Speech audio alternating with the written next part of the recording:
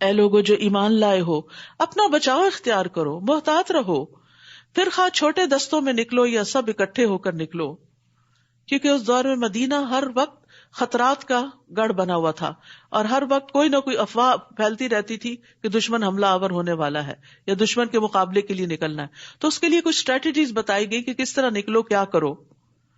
اور بے شک تم میں سے کوئی ایسا بھی ہے جو ضرور دیر لگاتا ہے، یعنی جب نکلنے کا موقع ہوتا ہے تو وہ کچھ اور کرنے لگتا ہے، یعنی ٹال مٹول کہ نہ ہی نکلنا پڑے، بڑا مشکل ہے، کہیں جان ہی نہ چلی جائے.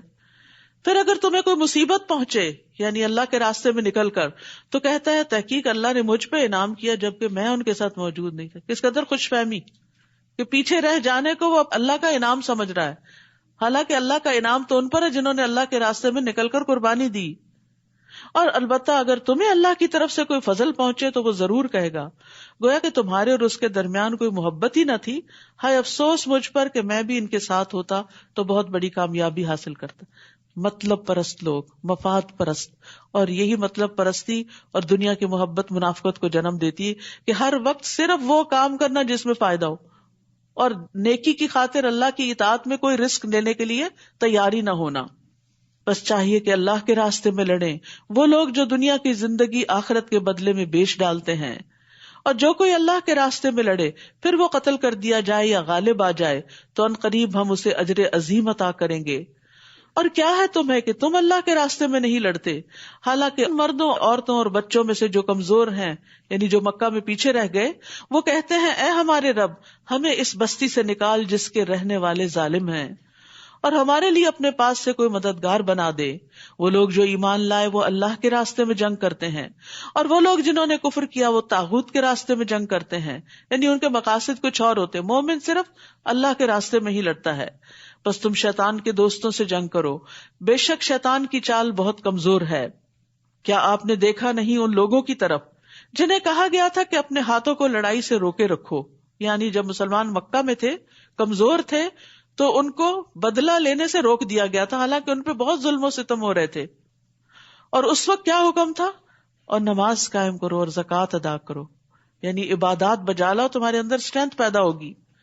مدینہ میں آ کر تو جب ان پر جنگ کرنا فرض کیا گیا تب ان میں سے ایک گروہ لوگوں سے اس طرح ڈر رہا تھا جیسے اللہ سے ڈرتے ہیں. طبعی کمزوری ہے انسان کی، جنگ سے، موت سے، ان چیزوں سے ڈر لگتا ہے، یا اس سے بھی زیادہ سخت ڈرنا. اور انہوں نے کہا اے ہمارے رب تو نے ہم پر جنگ کرنا کیوں فرض کر دیا؟ تو نے ہمیں ایک قریب کی مدت تک مہلت کیوں نہ دی؟ ابھی بھی ہم اتنے تیار نہیں ہیں، کیونکہ مدینہ پہنچتے ہی آپ کو معلوم ہے دوسرے سال تو جنگ بدر ہوئی، تیسرے سال احد ہوئی، پھر اس کے بعد احزاب ہوئی. اوپر نیچے مسلمان جو تھے وہ حالت جنگ میں ہی تھے. تو یہاں ان کو تیار کیا جا رہا ہے کہ تم اپنا دفاع کرنے کے قابل ہو جاؤ. اب کہہ دیجئے دنیا کا فائدہ بہت تھوڑا ہے اور آخرت اس کے لیے بہتر ہے جو تقوی اختیار کرے، اور تم دھاگے برابر بھی ظلم نہ کیے جاؤ گے. یاد رکھیے دنیا جتنی بھی مل جائے، قارون کے خزانے بھی ہوں، تو آخرت کے مقابلے میں بہت تھوڑی ہے. کاش یہ بات ہمیں سمجھ آ جائے. اس لیے ہم کسی بھی نیک عمل کا بدلہ دنیا میں چاہنے کی بجائے آخرت میں چاہنے لگیں. اور اگر دنیا میں کوئی چیز کسی نیک کام کے عوض نہیں بھی ملتی تو بھی اسی طرح خوش ہو جیسے کوئی چیز ملنے پہ انسان خوش ہوتا ہے. رسول اللہ صلی اللہ علیہ وسلم نے فرمایا مجھے دنیا سے کیا، میری اور دنیا کی مثال تو اس سوار کی سی ہے جو تھوڑی دیر سایہ لینے کے لیے کسی درخت کے نیچے رکا، پھر اسے چھوڑ کر چل پڑا. لیکن انسانوں کی کمزوری ہے نا، انسٹنٹ ریوارڈ چاہتے ہیں، انسٹنٹ گریٹیفیکیشن چاہتے ہیں. ذرا سا کوئی کام کرے چاہتے ہیں بس لوگ ہمارا شکریہ ادا کریں، تعریفیں کریں، تب ہم آگے بڑھیں گے، اور اس کے بغیر کام کرنے کو تیار نہیں ہوتے. تو یہ چیز انسان کی ترقی کے راستے میں بہت بڑی رکاوٹ ہے. تو اسلام نے جو آخرت پہ اجر چھوڑا اسے کہا یہاں تو تم دوڑ لگائے رکھو، آگے جب منزل پہ پہنچو گے سب کچھ تمہیں پورا پورا دے دیا جائے گا. تو اس لیے کبھی بھی لوگوں سے تعریف چاہنے کے لیے انتظار میں نہ رہیں اور اپنے نیکی کے کام کو روکے نہیں، کرتے چلے جائیں، کرتے چلے جائیں. جس کے لیے کر رہے آپ کا اجر اس کے ذمہ ہے اور وہ اپنا ذمہ خوب نبھائے گا. اینما تکونوا یدرککم الموت، جہاں کہیں بھی تم ہوگے موت تمہیں پا لے گی. یعنی دنیا میں ہمیشہ نہیں رہ سکتے، موت کی جگہ مقرر ہے، وہ اپنی جگہ پر خود ہی آ جائے گی. تم جہاں چاہو بھاگو، بھاگ کے بچ نہیں سکتے. اگرچہ تم مضبوط قلعوں میں ہی کیوں نہ ہو، کہیں بھی جا کے چھپو، نہیں چھپ سکتے. فرشتے ہر چیز میں داخل ہو جاتے ہیں اور جان لے لیتے ہیں. اور اگر انہیں کوئی بھلائی پہنچتی ہے تو وہ کہتے ہیں یہ اللہ کی طرف سے ہے, اور اگر انہیں کوئی برائی پہنچتی ہے تو کہتے ہیں یہ آپ کی طرف سے ہے. کہہ دیجئے سب کچھ اللہ کی طرف سے ہے. تو ان لوگوں کو کیا ہے کہ وہ بات سمجھ ہی نہیں پاتے. آپ کو جو بھی کوئی بھلائی پہنچتی ہے وہ اللہ کی طرف سے ہے, اور جو کوئی برائی پہنچتی ہے تو آپ کے نفس کی طرف سے ہے. اور ہم نے آپ کو لوگوں کے لیے رسول بنا کر بھیجا ہے, اور کافی ہے اللہ گواہ. یعنی اللہ کی گواہی یا اللہ کا گواہ ہونا کافی ہے. جس نے رسول کی اطاعت کی تو در حقیقت اس نے اللہ کی اطاعت کی, اور جس نے منہ موڑ لیا تو ہم نے آپ کو ان پر نگران بنا کر نہیں بھیجا. اور وہ کہتے ہیں اطاعت کریں گے, پھر جب وہ آپ کے پاس سے نکلتے ہیں تو ان میں سے ایک گروہ رات کو اس کے برخلاف مشورہ کرتا ہے جو آپ کہتے ہیں. یعنی یہاں کچھ منافقین کا کردار واضح کیا گیا ہے کہ نبی صلی اللہ علیہ وسلم کے ساتھ مشورے میں شریک ہو جاتے, اور جب الگ ہوتے تو رات میں منافق کٹھے ہو کر اس میٹنگ میں کی ہوئی باتوں کے خلاف کچھ اور چیزیں تجویز کرنے لگتے, اور اس طرح مسلمانوں کے اندر ایک افراتفری پیدا کرتے. اور اللہ لکھ رہا ہے جو وہ رات کو مشورہ کرتے ہیں. یاد رکھیے المجالس بالامانہ, مجلس سے امانت ہوتی. یہ حکم صرف آپ کے دور تک کے لیے نہیں ہے, آج بھی اگر خیر کے کسی کام پر آپ جمع ہوئے اور شورا ہے آپ کی, باہم مشورہ کر رہے ہیں, ایک دوسرے کو کنسلٹ کر رہے ہیں کسی معاملے میں, پھر اسی میٹنگ کے اندر کسی نتیجے پہ پہنچ جاتے ہیں, تو پھر یہ درست نہیں کہ باہر نکل کے 2-4 لوگوں کو اکٹھا کر کے صاحب امر کے خلاف یا لوگوں کے خلاف ایک محاذ آرائی قائم کر لی جائے اور ایک اور الگ گروپ بنا لیا جائے. مخلص مومن ایسا نہیں کرتے. مخلص جو خیر خواہ ہوتا ہے نا, وہ دوسرے کو اس کے سامنے منہ پہ بتا دیتا ہے کہ خیر اس میں, باہر نکل کے فیصلے بدلتا نہیں, یا اعتراض نہیں کرتا, یا غیبت شروع نہیں کرتا, یا فساد نہیں شروع کر دیتا. اور اللہ لکھ رہا ہے جو وہ رات کو مشورہ کرتے ہیں, بس ان سے اعراض کریں اور اللہ پر بھروسہ کریں. سبحان اللہ. پیغمبر علیہ السلام کو کیا بتایا گیا؟ جسٹ اگنور, کچھ نہیں ہوتا. ان لوگوں کی باتیں کرنے سے اللہ کی مدد رک نہیں جائے گی. اللہ پہ بھروسہ کریں, اللہ سبحانہ تعالیٰ آپ کی مدد فرمائے گا. یعنی کتنے بڑے بڑے جھگڑوں کو ختم کرنے کے لیے کتنا بہترین نسخہ ہے. ورنہ انسان ایسی حرکت کرنے والوں کو کہ ہمیں پتہ چل گیا جو تم نے کی, کیونکہ بیچ میں ہی کچھ پھر ان کے ساتھ بھی دھوکہ دینے والے ہوتے ہیں. وہ آ کے پھر شکایت کرتے ہیں, وہ فلان جگہ آپ کے خلاف یہ باتیں ہو رہی تھی, پھر آپ ان کو بلاتے ہیں, آپ نے یہ کی, تو وہ کہتے ہیں ہم نے نہیں کی. فساد کا ایک لامتناہی سلسلہ شروع ہو جاتا. ایسی باتوں کی نہ تحقیق کرنی چاہیے نہ ان کے پیچھے پڑنا چاہیے. اللہ کے سپرد معاملہ کر دینا چاہیے کہ یا اللہ تجھ پہ توکل کر کے یہ فیصلہ کیا ہے, اب تو ہی اس کا بہترین نتیجہ نکال. اور کافی ہے اللہ کارساز. وَكَفَى بِاللَّهِ وَكِيلًا أَفَلَا يَتَدَبَّرُونَ الْقُرْآنَ, کیا بھلا وہ قرآن میں تدبر نہیں کرتے؟ اگر یہ اللہ کے علاوہ کسی اور کی طرف سے ہوتا تو ضرور وہ اس میں بہت زیادہ اختلاف پاتے, لیکن قرآن کے بعض احکام بعض کی تائید کرتے ہیں. یعنی قرآن میں غور و فکر کرنے والا, گہرائی میں جانے والا اچھی طرح یہ بات سمجھتا ہے کہ قرآن اللہ ہی کی طرف سے ہے. اور جب ان کے پاس امن یا خوف میں سے کوئی معاملہ آتا ہے تو وہ اسے پھیلا دیتے ہیں.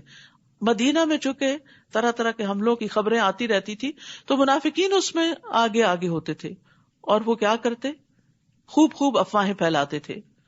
اور اگر وہ اسے رسول اور اپنے میں سے اولو الامر صاحب اختیار کی طرف لوٹاتے تو جو ان میں سے اس کا نتیجہ نکال لاتے ہیں وہ ضرور اس کی حقیقت جان لیتے.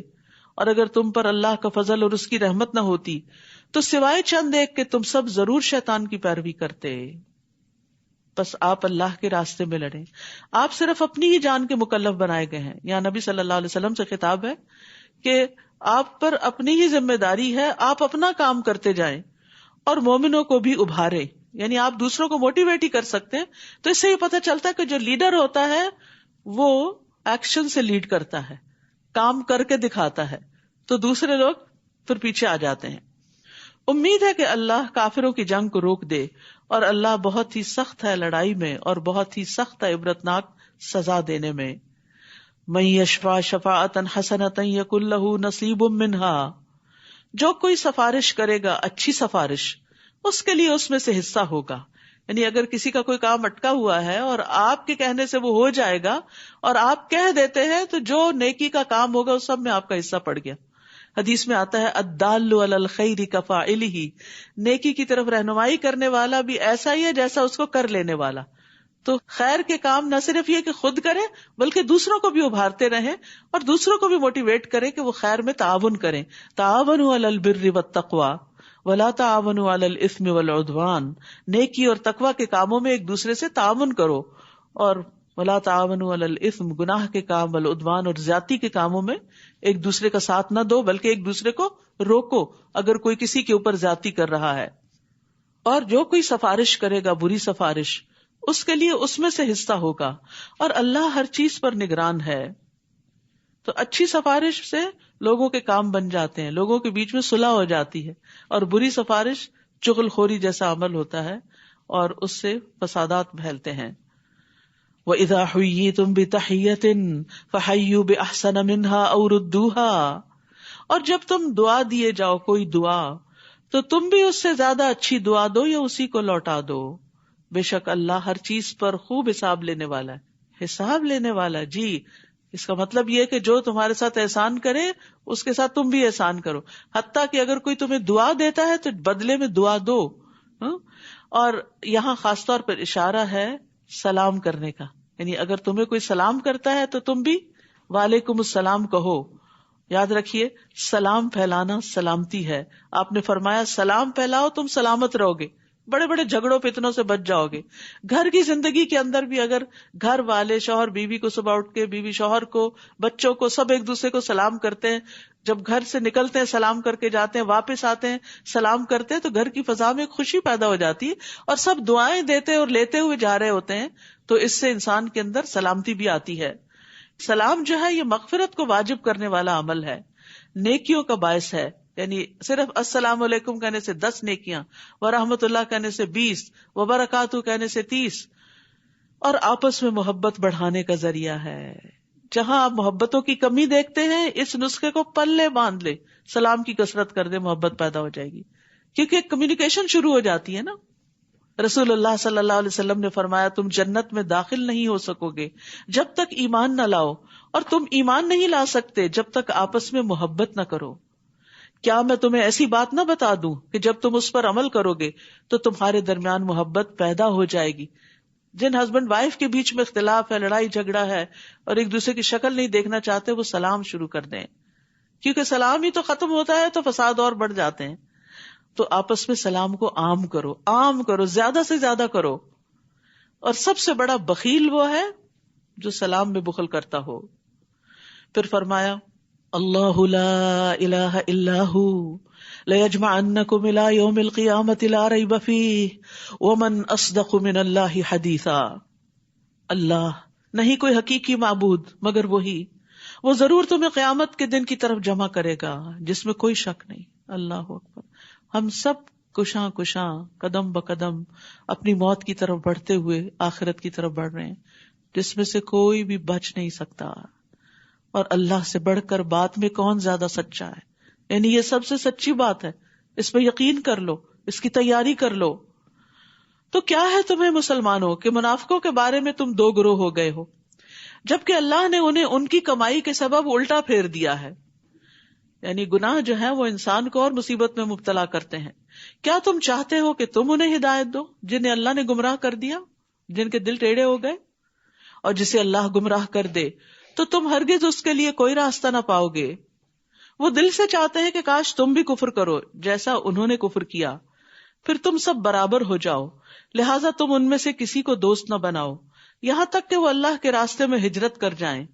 پھر اگر وہ منہ موڑ جائیں تو جہاں کہیں بھی تم انہیں پاؤ انہیں پکڑو اور انہیں قتل کرو، اور تم ان میں سے کسی کو دوست اور مددگار نہ بناؤ سوائے ان لوگوں کے جو ایسی قوم سے جا ملتے ہیں کہ تمہارے اور ان کے درمیان معاہدہ ہو چکا ہے، یا وہ تمہارے پاس اس حال میں آتے ہیں کہ تم سے لڑنے اور اپنی قوم سے لڑنے میں ان کے سینے تنگ ہوتے ہیں، اور اگر اللہ چاہتا تو ضرور انہیں تم پر مسلط کر دیتا، پھر وہ ضرور تم سے لڑتے. پھر اگر وہ تم سے کنارہ کشی کریں اور تم سے لڑائی نہ کریں اور تمہاری طرف صلح کا پیغام بھیجیں تو اللہ نے تمہارے لیے ان پر لڑائی مسلط کرنے کا کوئی راستہ نہیں بنایا. نہیں خواہ مخواہ جنگ نہیں کرو گے ان سے، اگر وہ تم سے نہیں لڑتے تو تم بھی نہیں لڑو گے. ستجدون آخرین، عنقریب تم کچھ اور لوگوں کو بھی پاؤ گے جو چاہتے ہیں کہ تم سے امن میں رہیں اور اپنی قوم سے بھی امن میں رہیں. وہ کسی سے بھی نہیں لڑنا چاہتے، مگر جب کبھی وہ فتنے کی طرف لوٹائے جاتے ہیں تو اس میں الٹا دیے جاتے ہیں، یعنی کود پڑتے ہیں اس میں. پھر اگر وہ تم سے کنارہ کشی نہ کریں اور تمہاری طرف صلح کا پیغام نہ ڈالیں اور تم سے اپنے ہاتھوں کو نہ روکیں تو انہیں پکڑو اور جہاں کہیں تم انہیں پاؤ قتل کرو. اور یہی وہ لوگ ہیں جن پر ہم نے تمہارے لیے واضح غلبہ رکھا ہے. اور کسی مومن کے لیے یہ جائز نہیں کہ وہ کسی دوسرے مومن کو قتل کر دے مگر غلطی سے، یعنی مومن کی جان نہیں لے سکتا. اور جو کوئی کسی مومن کو غلطی سے قتل کرے تو ایک مومن غلام کو آزاد کرنا ہے اور دیت ادا کرنا ہے. پہلا اللہ کا حق ہے، دوسرا بندوں کا حق ہے. اور جو اس کے وارثوں کے سپرد کی جائے گی، یعنی مقتول کے وارثوں کو وہ دیت ملے گی، مگر یہ کہ وہ معاف کر دیں، صدقہ کر دیں، یعنی دیت نہ لیں. اور اگر وہ مقتول ایسی قوم میں سے ہو جو تمہاری دشمن ہے جبکہ وہ خود مومن بھی تھا تو صرف ایک مومن گردن کو آزاد کرنا ہے. اور اگر وہ ایسی قوم میں سے ہو کہ تمہارے اور اس کے درمیان معاہدہ ہے تو دیت اس کے وارثوں کے سپرد کی جائے گی اور ایک مومن غلام کو آزاد کرنا ہے. پھر جو کوئی غلام نہ پائے تو اس کے ذمے 2 ماہ کے مسلسل روزے رکھنا ہے. یہ غلطی سے قتل کرنے کا کفارہ ہے، معافی کی صورت ہے، کیونکہ اب لونڈی غلام تو ہے نہیں. تو 2 مہینے کے مسلسل روزے، اگر بیچ میں ایک چھوڑا دوبارہ سے پھر گنتی شروع ہوگی، نمبر 1 سے شروع ہوگا پھر معاملہ. یعنی مومن کی جان کی حرمت بہت زیادہ ہے، بہت بڑی قیمت ہے اللہ کی نگاہ میں. یہ اللہ کی طرف سے توبہ کرنے کا طریقہ ہے اور اللہ بہت علم والا، خوب حکمت والا ہے. اور جو کوئی کسی مومن کو جان بوجھ کر قتل کر دے تو اس کا بدلہ جہنم ہے. استغفر اللہ، کتنی بڑی بات ہے یہ. اور اب دوسروں کی جان لینا بائیں ہاتھ کا کھیل بن گیا ہے. قتل کرنے کے نت نئے طریقے ایجاد کر لیے گئے ہیں اور بعض اوقات چھوٹی چھوٹی باتوں پر قتل کر دیا جاتا ہے لوگوں کو، اور اس میں نہ دیکھا جاتا کوئی معصوم بچہ ہے، کوئی عورت ہے، کوئی بوڑھا ہے، کوئی جوان ہے. یعنی انسانی جان بہت ارزاں ہو گئی. فرمایا جو کسی مومن کو جان بوجھ کر قتل کرے گا تو اس کا بدلہ جہنم ہے جس میں وہ ہمیشہ رہنے والا ہے، اور اللہ اس پر غضبناک ہوا. سوچئے جس پر اللہ تعالیٰ غصے ہو جائے پھر اس کے لیے کون سی پناہ گاہ ہوگی. اور اس پر لعنت کی اور اس نے اس کے لیے بہت بڑا عذاب تیار کر رکھا ہے. رسول اللہ صلی اللہ علیہ وسلم نے فرمایا ایک مسلمان کی ہر چیز دوسرے مسلمان پر حرام ہے، اس کا خون، اس کا مال، اس کی عزت و آبرو. رسول اللہ صلی اللہ علیہ وسلم نے فرمایا اگر تمام آسمانوں اور زمین والے کسی مومن کے قتل میں شریک ہوں تو اللہ ان سب کو جہنم میں دھکیل دے گا. یعنی اگر کوئی کسی کا ساتھ بھی دے، اشارے سے بھی یا کسی بھی طرح دوسرے کو انکریج کرے کہ مارو مارو، تو وہ بھی قاتل کے برابر ہی مجرم ہو جاتا ہے. یاد رکھیے یہ تو عمومی قتل کی بات ہے، اور ایک قتل وہ ہے جو عورتیں کرتی ہیں، پیٹ کے بچے. تو کوئی بھی بچہ جس کے اندر روح پڑ چکی ہو، حرکت کرتا ہو، اس کا دل دھڑکتا ہو، وہ سننے کے قابل ہو چکا ہو، اس کے ہاتھ پاؤں بن چکے ہوں، تو چھوٹی چھوٹی باتوں سے یہ نہیں پال سکتے. بعض اوقات یہ کہ ڈاکٹرز کہتے ہیں کہ اس کو فلاں بیماری ہے تو یہیں سے ختم کر دو، یہ سنبھالنا اس کا مشکل ہوگا، بعد میں اس کی پرورش مشکل ہوگی. تو یہ کوئی عذر نہیں کسی کی بھی جان لینے کے. جان ہر ایک کو پیاری ہوتی ہے، چاہے کوئی معذور ہو چاہے کوئی صحت مند ہو. تو اس سے بھی بچنے کی ضرورت ہے. یعنی اپنی اولاد کو قتل کرنا حماقت ہے، سفہن بغیر علم. اور لا علمی میں بھی یہ قتل کرنا جو ہے یہ بہت بڑا گناہ ہے، اس سے توبہ کرنی چاہیے. پھر فرمایا اے لوگو جو ایمان لائے ہو، جب تم اللہ کی راہ میں سفر کرو تو تحقیق کر لیا کرو، اور جو تمہاری طرف سلام کرے اس کو یہ نہ کہو کہ تم مومن نہیں. کیونکہ اس زمانے میں بعض مسلمان باہر نکلے اور ایک چرواہا تھا، سمجھا کہ شاید یہ کوئی دشمن کا جاسوس ہے، تو اس نے کہا السلام علیکم، تو انہوں نے پھر بھی مار ڈالا. فرمایا تم دنیا کی زندگی کا سامان چاہتے ہو، اس کے پاس چند بکریاں تھیں جو تم کو لینا تھی، تو اللہ کے پاس تو بہت سی غنیمتیں ہیں، تم بھی اس سے پہلے اسی طرح تھے، اللہ نے تم پر احسان کیا، یعنی تمہیں اسلام کی دولت عطا کی، بس تحقیق کر لیا کرو. بلا شبہ جو بھی تم عمل کرتے ہو اللہ اس کی خوب خبر رکھنے والا ہے، سب پتا ہے اس کو. مومنوں میں سے جو بغیر کسی تکلیف کے بیٹھ رہنے والے ہیں اور جو اپنے مالوں اور جانوں کے ساتھ اللہ کی راہ میں جہاد کرنے والے ہیں برابر نہیں ہو سکتے. کام کرنا اور نہ کرنا، محنت کرنا اور نہ کرنا، وقت لگانا اور نہ لگانا، مال لگانا اور نہ لگانا ایک جیسا نہیں ہوتا. اللہ نے جان و مال سے جہاد کرنے والوں کو بیٹھ رہنے والوں پر ایک درجہ فضیلت دی ہے، اور اللہ نے ہر ایک سے اچھا وعدہ کر رکھا ہے، اور اللہ نے مجاہدین کو بیٹھ رہنے والوں کی نسبت اجر عظیم کی فضیلت سے نوازا ہے. جو جتنی زیادہ سٹرگل کرے گا، جتنی زیادہ محنت کرے گا، اس کا اجر اتنا ہی زیادہ ہوگا. دنیا میں تو ہم ہر دم اپنا سٹیٹس بلند کرنے کی فکر میں ہوتے ہیں اور اس کو بڑھانے کی اور دوسروں کے مقابلے میں آگے جانے کی، لیکن آخرت کے بارے میں ہم کیوں بھول جاتے ہیں؟ کیا ہمیں یقین نہیں کہ کون سی چیز وہاں بلندی عطا کرے گی؟ جنت کے ایک درجے سے دوسرے درجے میں ایسے ہی فاصلے زمین و آسمان میں. ایک درجے والے دوسرے والوں کو ایسے دیکھیں کہ جیسے آسمان میں تارے نظر آتے ہیں، اور وہ ہمیشگی کی عزت ہے اور ہمیشگی کی بلندگی ہے.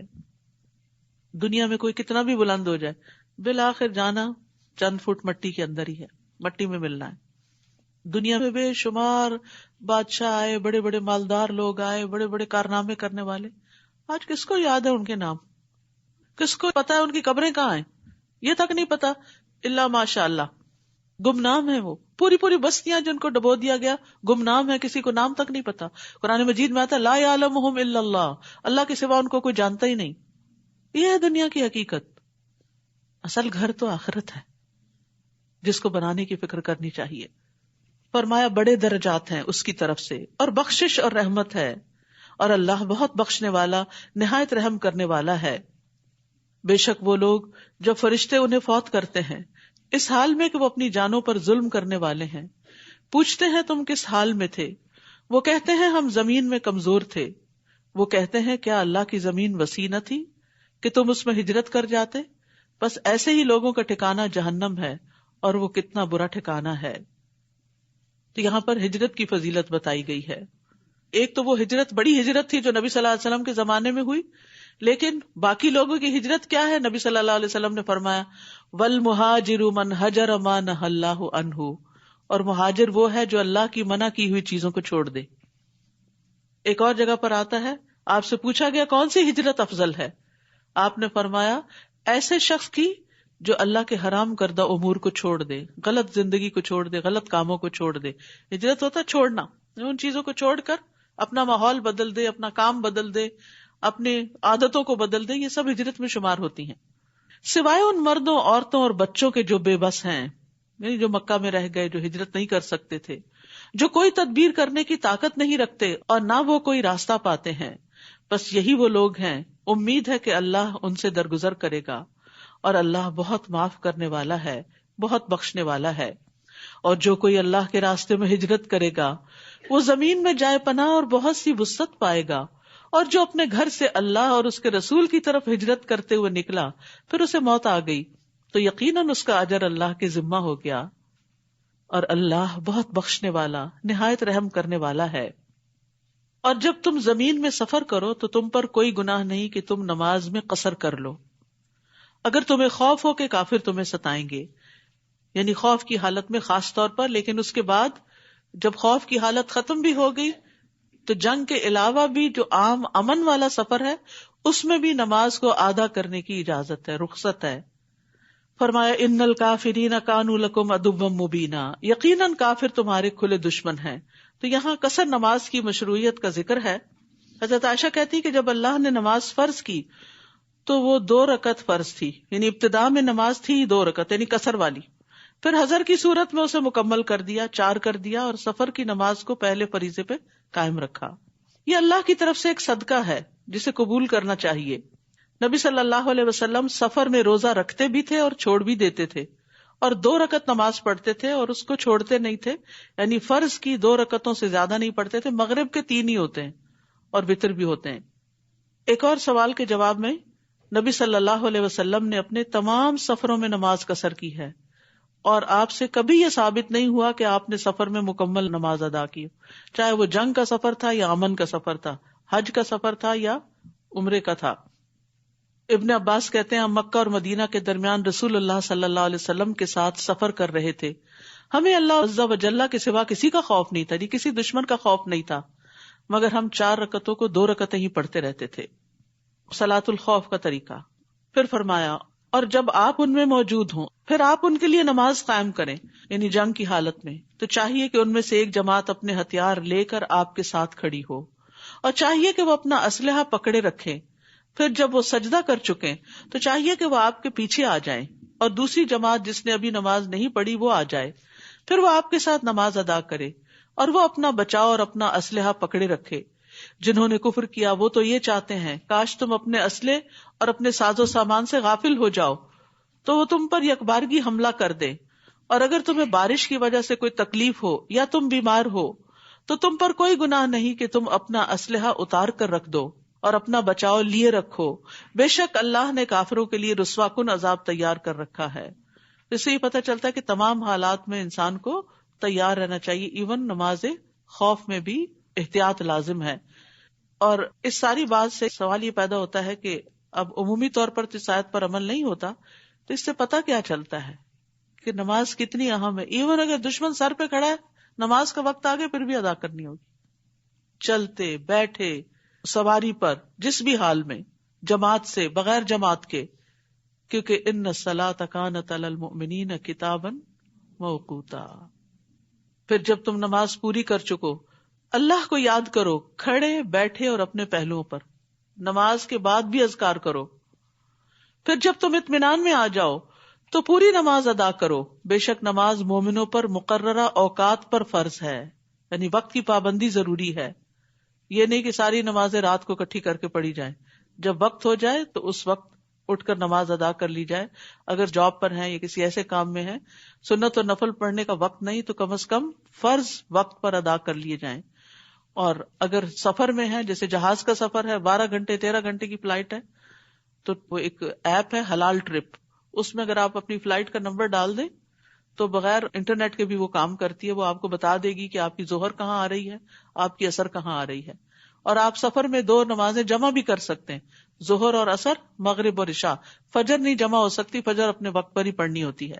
اور نبی صلی اللہ علیہ وسلم فجر کی سنتیں بھی ادا کیا کرتے تھے. اور تم دشمن قوم کی تلاش میں کمزوری نہ دکھاؤ. اگر تم تکلیف اٹھاتے ہو تو وہ بھی تکلیف اٹھاتے ہیں جیسا کہ تم تکلیف اٹھاتے ہو، اور تم اللہ سے اس کی امید رکھتے ہو جس کی وہ نہیں رکھتے، اور اللہ بہت علم والا، بہت حکمت والا ہے. یعنی جو لوگ اپنی دنیا کے لیے کام کرتے ہیں وہ بھی اتنی محنت اور کوشش سے کرتے ہیں، اور جو آخرت کے لیے کرتے ہیں وہ محنت نہ کریں، قربانی نہ کریں. یعنی حیرت کی بات ہے نا کہ جو شارٹ ٹرم کے لیے کام کر رہا ہے وہ تو پوری محنت لگا رہا ہے، اور جو ہمیشہ کے لیے کام کر رہا ہے وہ بس صرف ٹل ٹلاوی کر رہا ہے. تو آخرت کے لیے جو اعمال ہم کرتے ہیں ان میں ہمیں سنجیدگی اور شوق دکھانا چاہیے. انا انزلنا الیک الکتاب بالحق، بے شک ہم نے آپ کی طرف حق کے ساتھ کتاب نازل کی ہے تاکہ آپ لوگوں کے درمیان اس کے ساتھ فیصلہ کریں جو اللہ نے آپ کو سجھایا ہے، اور آپ خیانت کرنے والوں کے حمایتی نہ بنیں. ایک مخصوص واقعے کی طرف بھی اشارہ ہے لیکن عمومی احکام بھی ہیں.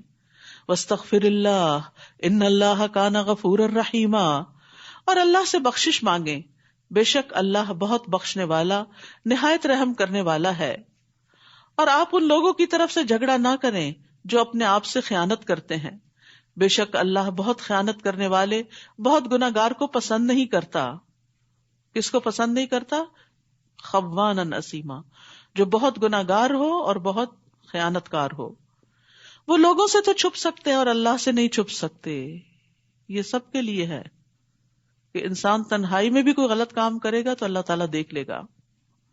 حالانکہ وہ ان کے ساتھ ہوتا ہے جب وہ راتوں کو ناپسندیدہ باتوں پر مشورے کرتے ہیں جن سے اللہ راضی نہیں ہوتا.